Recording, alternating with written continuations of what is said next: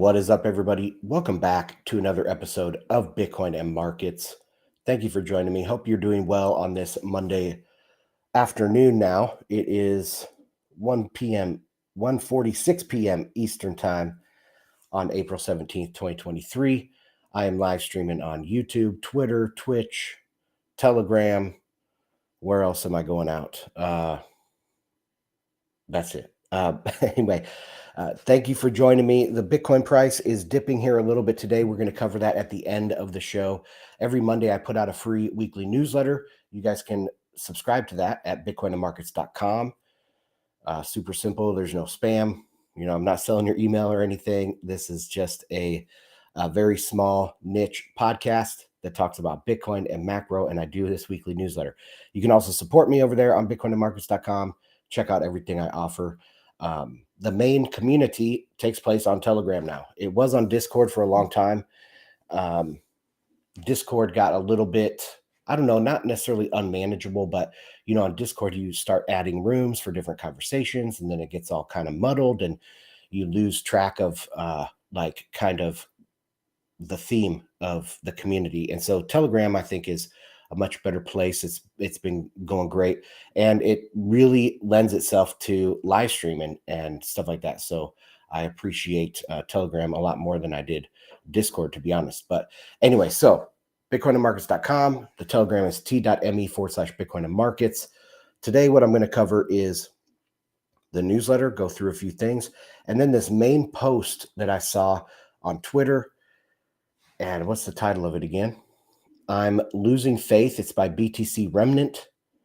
And I was going to go through that a little bit and talk about what we can learn about this, just kind of go through, because I think a lot of people, especially if you're like myself, we try not to be emotionally attached to the market swings. But it gets to us. The bear market definitely gets to us. And a lot of people just decide, oh, I'm not going to even look at the Bitcoin headlines for 2 weeks or whatever. And that's totally understandable. But what can we learn about that and the cycles?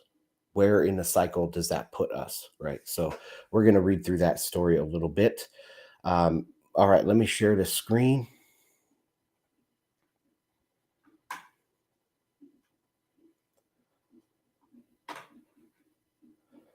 And refresh. There we go.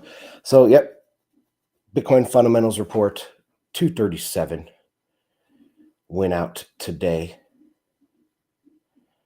Got a great image here up front, and it is Pierre Rochard and his video. I think this is a huge turning point, guys. I really do. I think it is definitely a milestone in the conversation about Bitcoin mining. And drilling down into this idea of zero emissions, this idea that Bitcoin mining itself does not emit CO2, even though we're kind of fighting on their terms, right? We're fighting by their rules.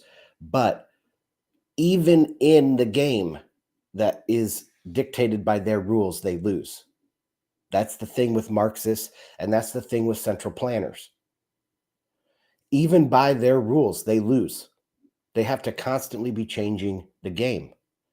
You see this in the definition of words. You see this in the development from feminism to trans ideology that destroys a lot of what the feminists worked for. So there's this progression, the progressiveness, the progressive nature of Marxism and all that ends up destroying itself. And so even playing by their own rules, we can win the game. And I think it's very important. This was a huge turning point, I think, in the history of Bitcoin, at least as it regards to this climate stuff. So anyway, let's take a look at this week's report. Up front, I do always start with a snapshot of Bitcoin. We are kind of back testing. We'll go over the price here in a second. Media sentiment is very, very negative. I mean, we had Hillary Clinton come out. We had all this stuff go with New York Times piece and all this other stuff. I mean, the media sentiment is just very negative once again on Bitcoin, but it doesn't feel as deserved. I don't know if that's the right word, but when FTX blew up and we had all of these things happening, one after the other, with Terra Luna, Celsius, FTX, Gemini was having problems, Kraken was having problems, all these things. That seemed like there was actually some reason behind the negative sentiment. Right now, this negative sentiment is purely manufactured. So it does not feel as deserved, I guess is the word I used. Anyway, network traffic is low now, low to moderate. Mining industry is stable. The Bitcoin price, we did go up almost $1,000 since the last report. So this is the price change from the last report, the last Monday. So we're almost $1,000 higher. Market cap is 570 billion or 0.57 trillion. I like doing the trillion because it shows, where we're going. We need to measure this market cap in trillions, not in billions. So I always do that. And then the Satoshis per dollar, 33.94, and one Finny is $2.95. Make sure we're all still in the green. Okay, and let's go on to the mining sector. Snapshot is the previous difficulty was 2.22%. 2 days it's supposed to increase. Oh, and I messed that up. It's supposed to be positive 0.8%. Positive 0.8% in 2 days is the next estimated adjustment. The mempool, about 54 megabytes, but all of that is 1 or 2 Satoshis per virtual byte. So it's like this lowest fee that you can pay. That's what is clogging up the mempool right now. That has about 50 megabytes in the mempool. And we'll take a look at that image of that chart.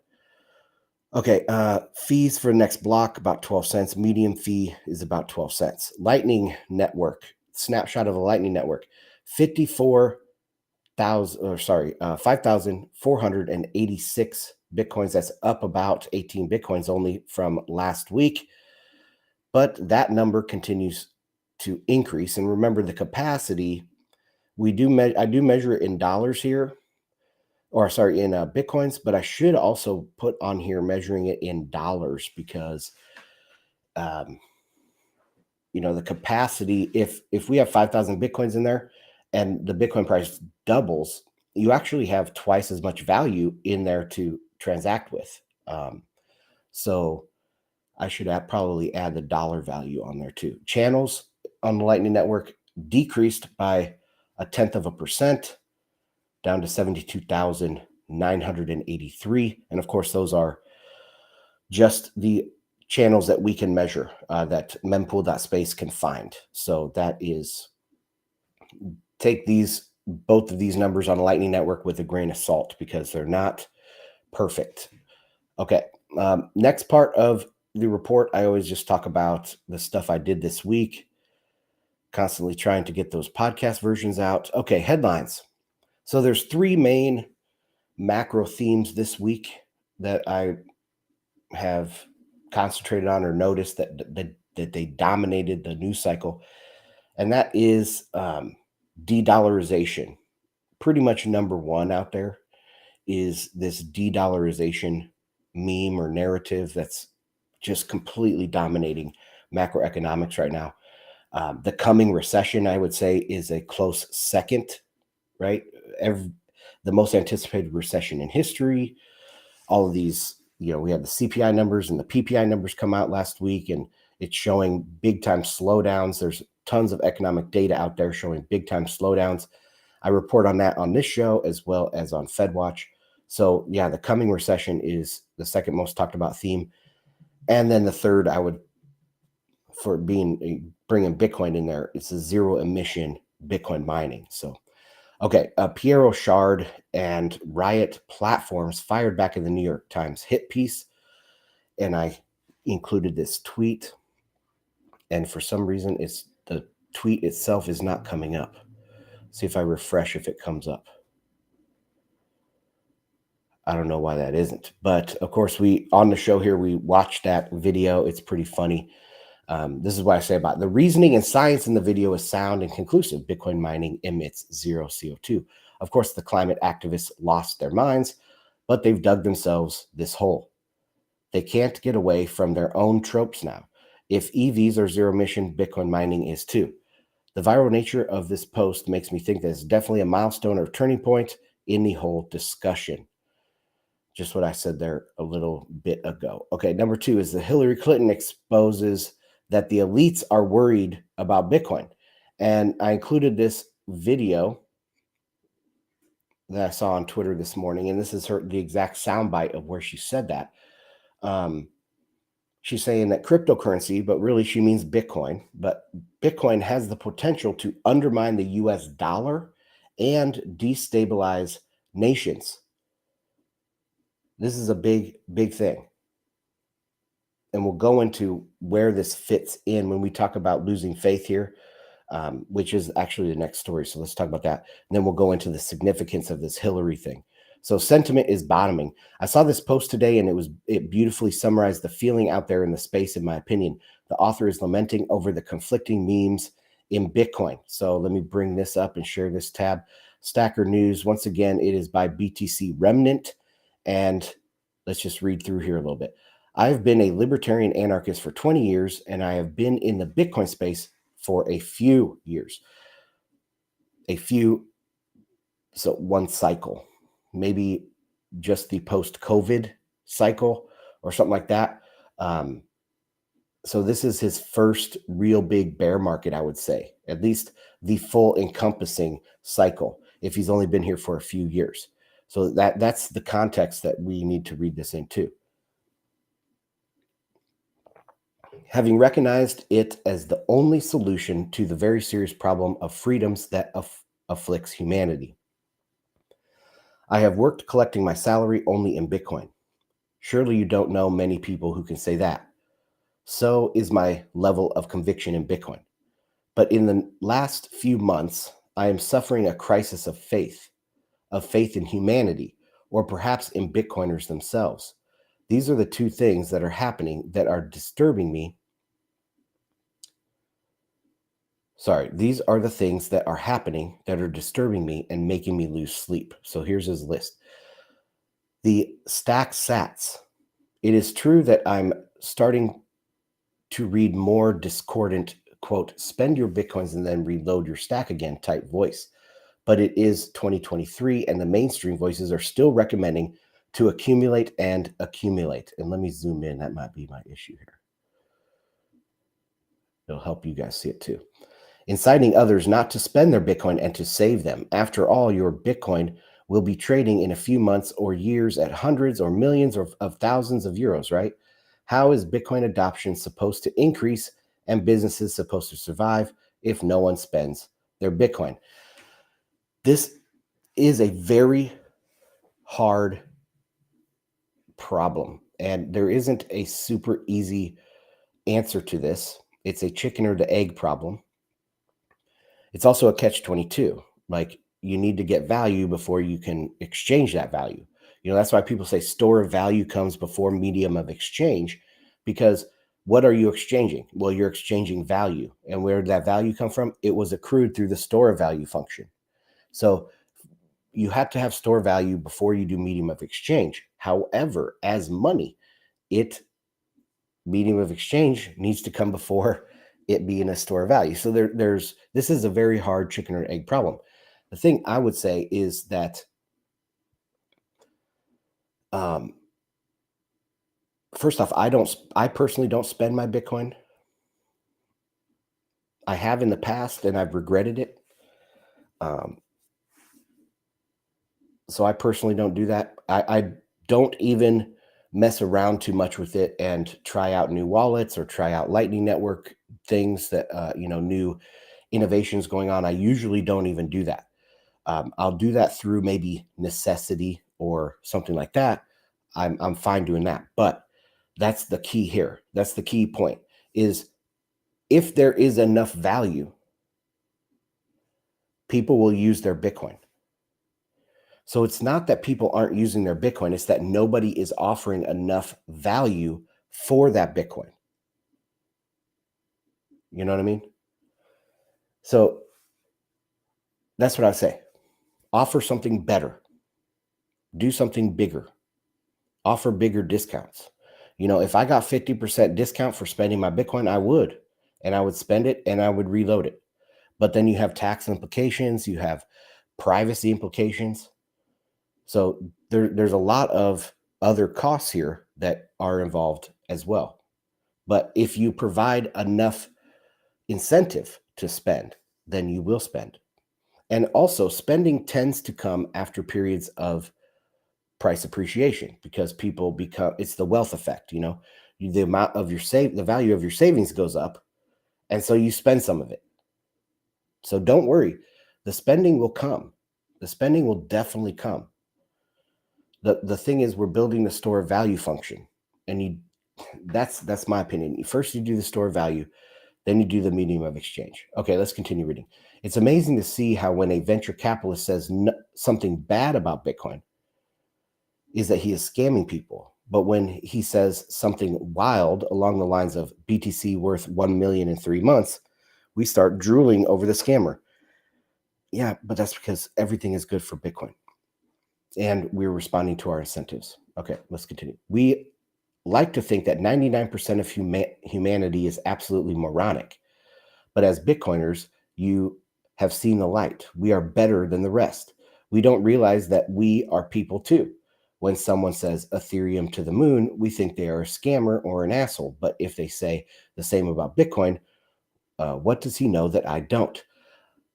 No, I don't think that. I don't think most Bitcoiners think 99% of humanity is absolutely moronic. I wouldn't put it that high. I mean, there's a high percentage, but it's not 99%.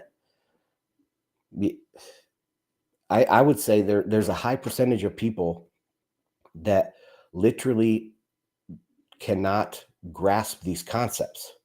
It's not a super majority or anything. It's probably not even a majority of people. It's probably 25% of people don't have either the attention span, the willingness, or the capability to understand these arguments.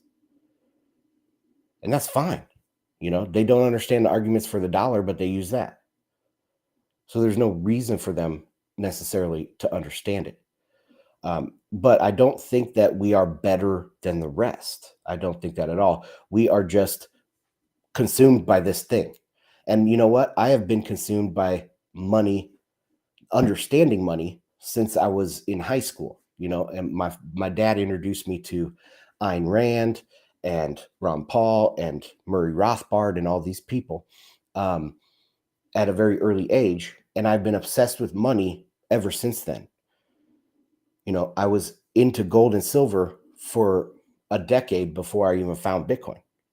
And now I've been obsessed with Bitcoin for a decade. So some people just have this not potential, but proclivity towards thinking about money and understanding money and wanting to care about money. Some people really care about freedom, and you'll notice these things in the Bitcoin space, that people that care about freedom more than they understand the money aspect of it, and vice versa. There's people that understand the money and care less about the freedom. I tend to think that the freedom will follow the money.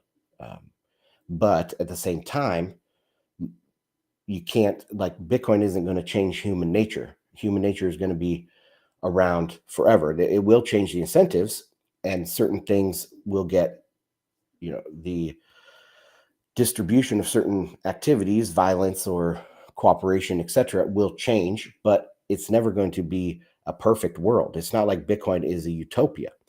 So anyway, I got off on a tangent there. Let's keep going. I keep hearing that Bitcoin is inevitable. I'm sorry, but it's not. Do you think email would have been an information exchange system for over 40 years if they hadn't invested in spam control systems 20 years ago? It's a hypothetical. I mean,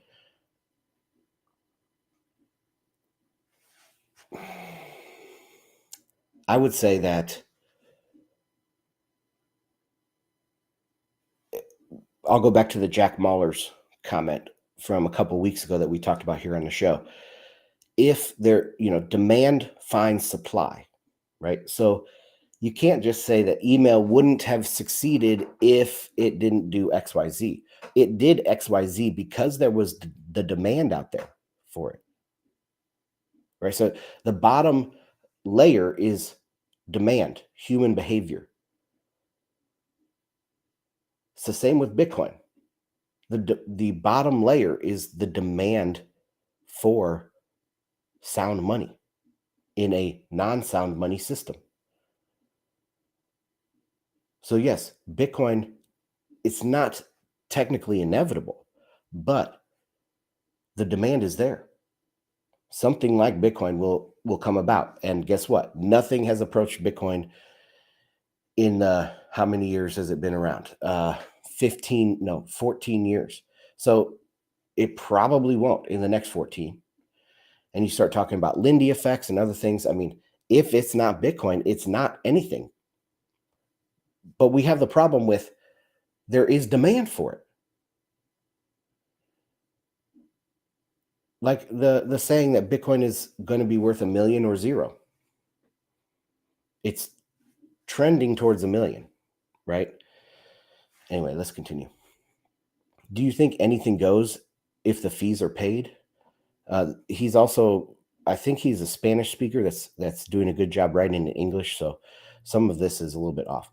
A few days ago, someone told me on a Telegram channel that Bitcoin will be whatever people want it to be, and it's not money anymore. It's now a decentralized database because people want it to be. Sorry, but I agree with unhosted Marcellus. We need decentralized digital money, not whatever people want it to be, because people are assholes. Okay, well, if people need that, then that's what it will be. And I disagree with this idea of that it's becoming a decentralized database as a whole because of ordinals and things. That's kind of faddish, and it will not be a significant topic in 4 or 5 years. Lately, I pretty much agree with several of Bitcoin Erolog's positions. We need to stop recommending people use apps that custody our Bitcoins because that is not Bitcoin. Let's stop recommending Wallet of Satoshi and other custodial wallets like Alby. Never mind that they work better for newbies. For that, we could use my bank's transfer app or PayPal, which work quite well, right? Neither that, but also not recommending to a newbie to set up his own node. Let's start recommending Phoenix, Blinks, BitKit, or any other self-custodial wallet that really supports Bitcoin and Lightning. That's fine. That's fine. But the problem with self-custody, and I promote self-custody, especially at this stage in Bitcoin, you should self-custody your Bitcoin. Don't leave more Bitcoin on an exchange or in a custodial wallet more than you're willing to lose. Okay. At this stage, that's fine. However, mass adoption, if we're going to get, say, 3-4 billion people using Bitcoin, it literally cannot be self-custody at this point. I mean, maybe in the future, there'll be something like these hierarchical channels on Lightning Network that's just starting to really get the scalability going. But there's things like UTXOs. UTXO set is a very limiting factor in Bitcoin. And guess what? There's going to be a lot of options for people. If you think that 99% of humanity is absolutely moronic, which I don't agree with that, but that's what he said up top. Most of these people aren't going to be able to manage their own money. They can't manage their money in their bank account. They can't manage the cash in their wallet. How are they going to manage something that's not physically tactile like a dollar bill? They can't even manage something physically tactile like a dollar bill or coins.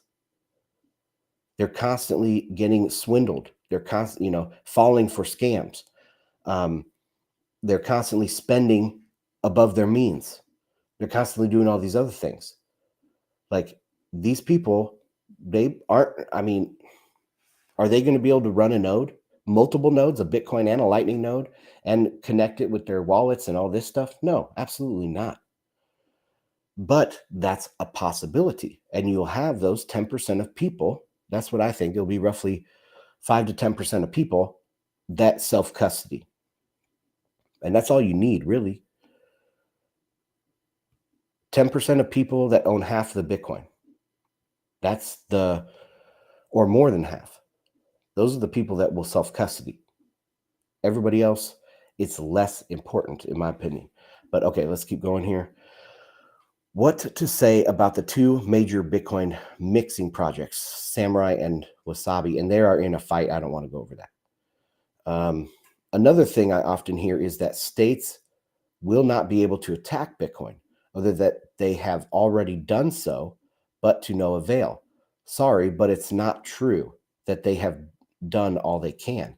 In my opinion, they have only just started. And of course, the worst is yet to come, including the 6102 for real. All right.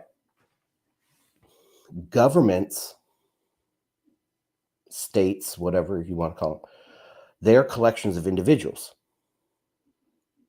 The government itself is an illusion, right? So they're a collection of individuals, and Bitcoin incentives work on individuals. I said this way, way back, before I even had a podcast in Bitcoin. So probably going back to like 2015, something in that era, I was saying that Bitcoin incentives work on the individual. So think of a bank board meeting, board C-suite board meeting, and these guys are talking about Bitcoin and how to address this Bitcoin stuff. They might come to the decision amongst the banks or amongst the board that they aren't going to participate. They're not going to bank certain Bitcoin companies or whatever. But at the same time, two of those board members go home and buy Bitcoin because they learned about it and it's actually pretty awesome and they like the idea. It's the same with the regulators. You sit on a committee and you hear about this, and you might go along with passing certain minimal regulations or standards or something like that, but then you go home and you buy Bitcoin. Out of all the billionaires in the world, I don't know how many there are. I think you can look up an estimate, but let's say there's 1 million billionaires. Well, that's probably not that many. So let's say there's 1,000 billionaires. I don't know how many there are. I would say a fourth of them own Bitcoin. So these are the most powerful people in the world. And a quarter of them own Bitcoin. Their incentives are now aligned with your incentives, So when he says that, oh, they haven't even started yet, they're coming for us. Yes, there might be some of that. And it definitely depends on where you live. If you live in a country that already has, is known for or already has extremely harsh banking regulations, privacy, things of that nature, privacy protections and stuff, then it's going to be bad for Bitcoin as well. Just look at China. They have the social credit scores. They have complete and utter surveillance, zero privacy, all of this stuff. And what they do, they ban Bitcoin. So it's going to be the same sort of thing, most likely, for Bitcoin. But I think that the individual incentives to attack Bitcoin are less than people think. They really are. If you would have asked me back in 2014, by 2023, what kind of regulations have they passed to come after Bitcoiners? I would have said they made it illegal. They, froze your bank accounts. They did XYZ, right? That nothing even close to that has happened. I mean, in Canada, they have done stuff like that with the truckers, when people donated Bitcoin or whatever, they froze their accounts and things of that nature. They did go after them in that particular case, but that hasn't happened in the United States. And that was generally isolated. It wasn't coming after them for Bitcoin. It was coming after them for some political, idea or some political action that they did. So they went after the same. If you had dollars, they did the same thing to you as if, you were with Bitcoin. So it's not coming after Bitcoiners. really there hasn't been all that much in the world coming after Bitcoiners. Maybe I'm naive. Maybe I have rose-colored glasses on, but that's what I think. All right, let's go down here a little bit more. I understand people who want the current system to fail. I myself have spoken out in that sense on many occasions. We must put an end to this scam that some call the democratic system. Okay, let's go down. These last few weeks, I have been cleaning up the Madrid region, about 6 million people of BTC map, and literally 100% of the businesses I have checked no longer accept Bitcoin. Oh man, so that is probably where he's getting his loss of faith, right there in that part. In the last few weeks, he's found out that pretty much everybody has stopped accepting Bitcoin. That's very interesting. We literally have 4 restaurants that accept Bitcoin. 2 of them belong to the same owner and also promote Agenda 2030. And another one accepts Bitcoin, but only when the boss is around because the wallet is on his phone. Wow. Okay. Let's keep going down here. Meanwhile, the important people in the Bitcoin ecosystem go from conference to conference and party to party, including conferences with Bitcoin in the name, but promote all sorts of shitcoins. By the way, when do these people work? Okay, so that's interesting. And I've seen this controversy about Bitcoin Magazine and doing the ordinals and the NFTs and stuff. NFTs were never a money alternative, right? So it's not like they're supporting some sort of scam altcoin money printing scam. So that's quite a bit different. It's also a Bitcoin layer. You know, they were one of the first. They've always supported like counterparty stuff. If you went into their uh, art show there at the conference, there was a lot of counterparty type rare pepes and all sorts of stuff. So they've always promoted layer 2 Bitcoin things. And that's what this ordinal stuff is to me. I mean, the NFTs, yes, they're actually like inscribed, but the artwork and all of that, that's an abstraction. Sorry, I hit my mic. That's an abstraction. And they've always supported that as long as it's on Bitcoin. So anyway, and then Bitcoin ecosystem going from conference to conference and party to party.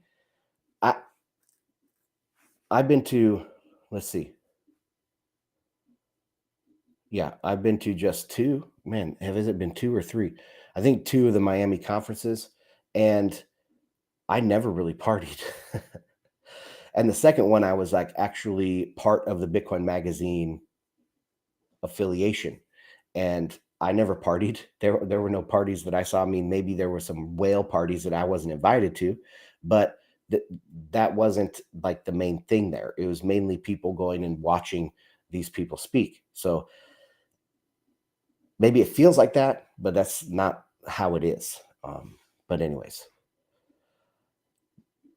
they were telling me a few days ago that the fall of the current system and the triumph of Bitcoin, we won't see it because it will happen in 50 years from now. It reminds me of when I used to go to Libertarian Party meetings and they said that their goal was to go from 6,000 to 10,000 votes in the next few years. That's true. That's true. That's one reason why, Bitcoin, I said early on that Bitcoin was the active part of libertarianism because you actually felt like you were doing something by accumulating and stacking sats. It was a very active way to bring about your stuff instead of, like he said, just trying to get a couple more people to vote libertarian. But look, that's I don't believe in democracy being a great thing, or I don't think it's a great thing or anything, but that's kind of what we have. So, and it's been doing okay. I mean, Bitcoin is 30,000. And I have thought about that recently. Like, so I'm over 40 now. And is it going to take another 40 years until this Morpheus meme comes to life where I don't have to sell my Bitcoin to spend my Bitcoin? I don't think so. So let's see. Let's go back to the report. I think we've read enough of that.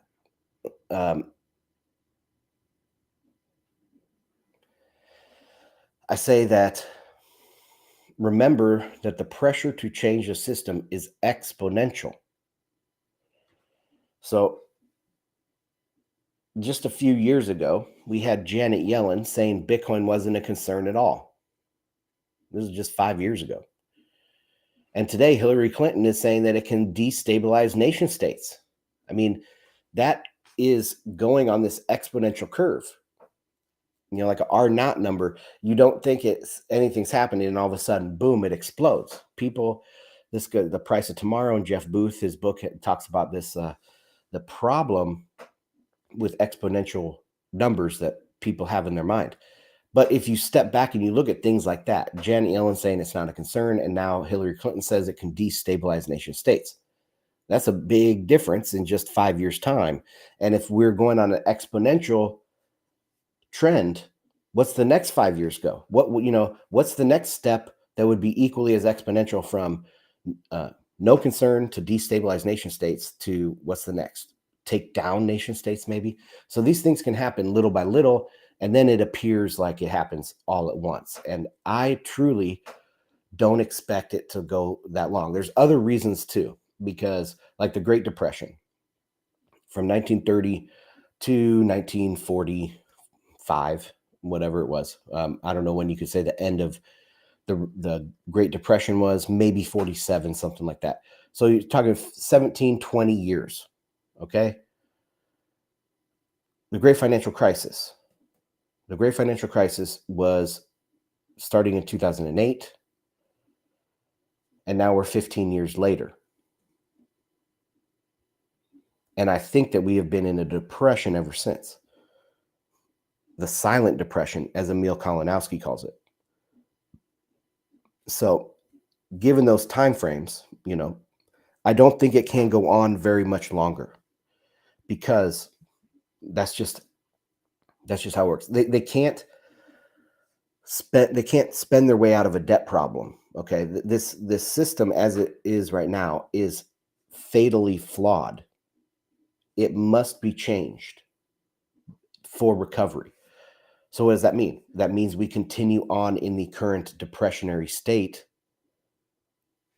until Bitcoin, right? So how long can that be? Can we go in a global depression for 50 years? I don't think so. We would have war, we would have turnover, we'd do something to change that before 50 years. We're already starting to see it happen, Ukraine and the Taiwan rhetoric here. So we're starting to see these changes happen. So 2 decades roughly would be a period. Maybe you could stretch it to 3 decades. But like I said, the exponential nature of these things, it will continue to pick up speed, and it will surprise us how fast it goes. All right. And then I say, hey, what does this tell us about the cycles here, the Bitcoin cycles? Because this losing faith article over here is pretty high amount of despair, I would say. And so that puts us in this depression, right, ready to start the bull market. Very interesting. All right, let's continue going here. I'm already running over time, but I'll just briefly finish up on the rest of this newsletter. So talk about macro de-dollarization. It's still the macro topic du jour. This was interesting. China's Belt and Road grew out of a lending spree. And this was an article from CNBC.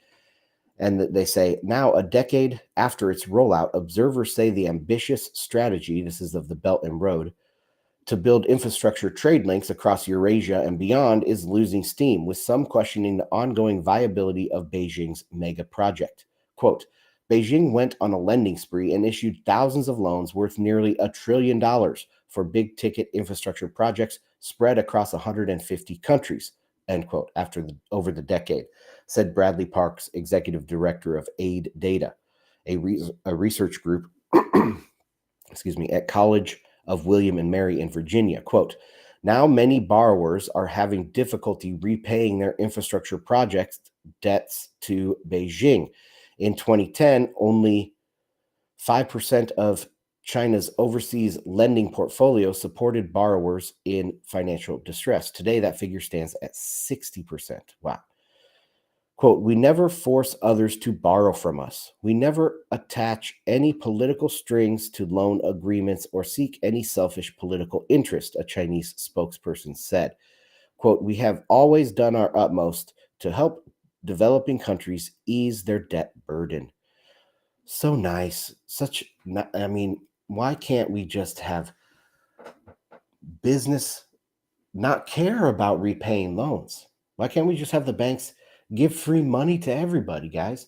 It's such a nice Chinese sentiment. They're such good, uh, special people that they can do this. No, this sounds like idiotic banking practices, horrible business practices, only something that could be dreamed up by the Politburo. And this is also why when people diss on the IMF and they say everybody can go now to China and ASEAN and all these places to get these loans. Well, the IMF treated people or treats people the way they do, treats the countries the way they do, because they want to make sure they get paid back. And like it or not, these countries don't have to take these loans. But the IMF wants you to have some reform so that they can know that you are going to pay back the loan. Just like when you go to get a loan from the bank, they want to know that you have a job. And if you don't have a job, they say, get a job before we can give you a loan. You know, it's the same thing. But the Chinese, the Belt and Road, they didn't do that. They just gave money out to people. And I've talked about it a lot on this show about things like was it Kenya? They built this big railroad project, hundreds of billions of dollars, I think. And it absolutely loses money every single year, like $10 billion a year. I mean, it's astronomical how much this thing loses money. The high-speed trains inside of China lose money every year, billions. It's ridiculous. All right, then I write about CPI, PPI. I've talked about that a lot on the show here. Price. Okay, so let me zoom in. Here's the weekly chart. We're coming back in to test this level that we just broke out of. Let me see what the actual current chart is looking like. It's about the same. All right. So we're back testing that. Then I zoomed in on the 4 hour. I say this is a possible path that we can take with this arrow. And I'm not sharing this to Telegram right now, guys. I'm kind of zipping through here. I got a hard stop in about 4 minutes. Also, we could see this parallel channel. If you guys are seeing this on YouTube and Twitter and stuff. 50-day moving average is possible. We could test that if we break out of this channel and out of this important $28,750 level. We could test that 50-day. If we don't, then I'm going to start getting worried. This is a fractal that I found, and I'm actually going to copy this and share this to Telegram because this is an important one. This is a fractal I found from the all-time high back here. And you can see it in relation to the 50-day. We go from under it, kind of test back through it, and then we go up above. We have kind of a little second push higher. This might have been a bearish divergence, and then we fall back below the 50-day on the second one, and we don't ever get out of it. Same way now today, you can see it's very similar to this price action from back in the middle of 2021. So if we don't hold the 50-day moving average, it's not good. It's not good. However, we do see some other things, like when we look at the 200-day moving average, are we here like we were on the other chart up at the top, or are we bouncing invert like this, the one here in March of or April of 2022, when we bounced down off of the 200-day, are we now bouncing up off the 200-day? So that's a different kind of balance here that I tried to strike with the price charts. Okay, mining industry. We have U.S. mining regulations per state. I linked to a really good article about, looking at all the different things going on in all the different states in the United States. It's not just Arkansas, Montana, and Texas. There's a lot of different states that are looking at protecting Bitcoin mining or cracking down on Bitcoin mining. So I linked to a really good article about that. Hash rate is level. It is estimated to increase by 0.8% in 2 days, but overall it's very, very steady. Mempool, this is the chart I talked about that I was going to show. You see it's diving down. This pink area is 1 or 2 satoshis per virtual byte. So pretty much that's the only thing left. Very, very cheap fees, right around 10, 15 cents to get in the next block, which is very cheap. Ordinals have kind of popped here a little bit. You can see they've gone up in April, but that hasn't really affected the mempool at all. So this is one thing I'm watching and reporting on. Okay, and Lightning Network, the hierarchical channels, we kind of talked about that. This gives the Lightning Network the ability to open, close, rebalance channels without going on chain. Maybe not open and close, but rebalance channels by not going on chain. And that's a huge win for scalability of the Bitcoin and Lightning networks. So, all right. And that's going to do it for this issue of the Bitcoin Fundamentals Report. Hope you guys have a great rest of your day, and I will see you on the next one. Bye.